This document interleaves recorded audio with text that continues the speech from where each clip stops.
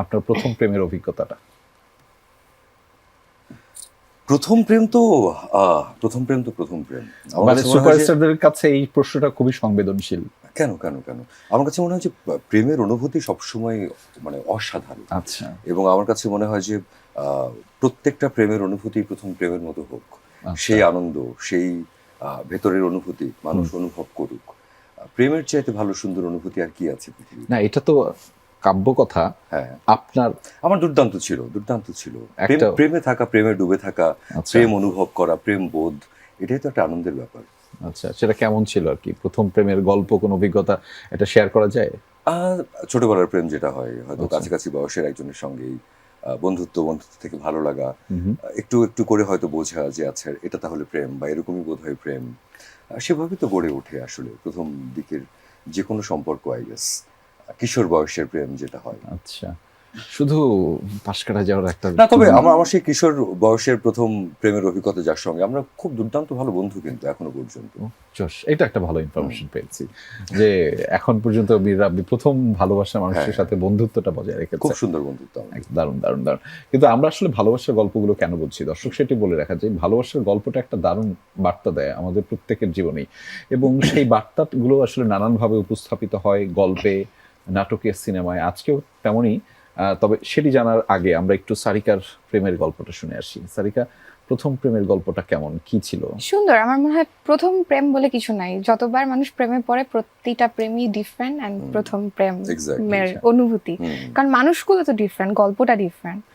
So সময়ও different. হ্যাঁ, in fact প্রেম সবসময়ই সুন্দর। আর আমি তো একদমই প্রেমিকা, বা ওই যে প্রীতম ভাই আমাকে যেভাবে প্রেজেন্ট করেছে, হোম ফিল পিপল, সো আমার জন্য তো প্রেম অলওয়েজই সুন্দর।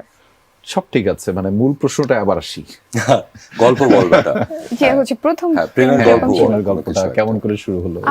আই থিঙ্ক এখন প্রেমটা যত ফ্রি, যত সুন্দর, তখন অনেক রেস্ট্রিকশন, অনেক কিছু ছিল। ছোট মানুষ, বাবা মাকে ফাঁকি দিয়ে ফোনে কথা বলতে হবে, আচ্ছা, তারপরে একটা নির্দিষ্ট টাইমে জাস্ট 5 মিনিটের জন্য। তো যে জিনিসটা অনেক বেশি ডিস্টেন্ট থাকে, যত আমরা ওয়েট করি, আই থিঙ্ক ওটা বেশি সুন্দর হয়, ওই হ্যাঁ, মোমেন্টটা অনেক মেমোরেবল একদমই থাকে। তাই, একদমই তো তাই। ওই ফিলিংটা আসলে কখনো আর ওই ফিলিংটা পাবো না, বাট আমার তখন ওটা হয়তো অনেক প্রেশার লাগতো, অনেক মনে হতো কষ্টের, কিন্তু এখন ওটা বিউটিফুল। এখন এটা বিউটিফুল।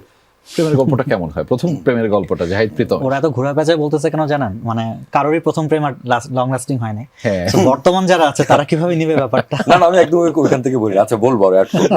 বলেন আপনি।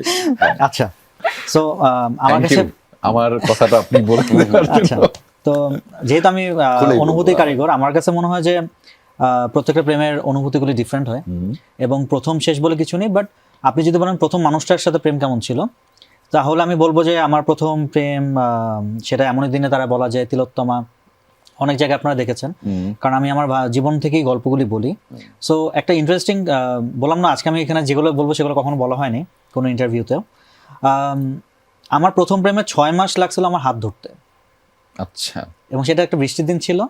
এবং আমি যখন তার হাত টাচ করছি, বলতে কি মানে নীল হুডের যে ইয়াটা থাকে, এটা ধরতে গিয়ে তার হাত টাচ করছিলাম, এবং এটার জন্য যে অনুতপ্ত, যে রিগ্রেট ফিল হয়েছে, আল্লাহ আমি হাত ধরে ফেললাম, আচ্ছা, কি পাপ হবে, গিয়ে নামাজ পড়তেছি, মানে ওই যে ইনোসেন্ট ব্যাপারটা ছিল, ওইটা ভোলার মতো না।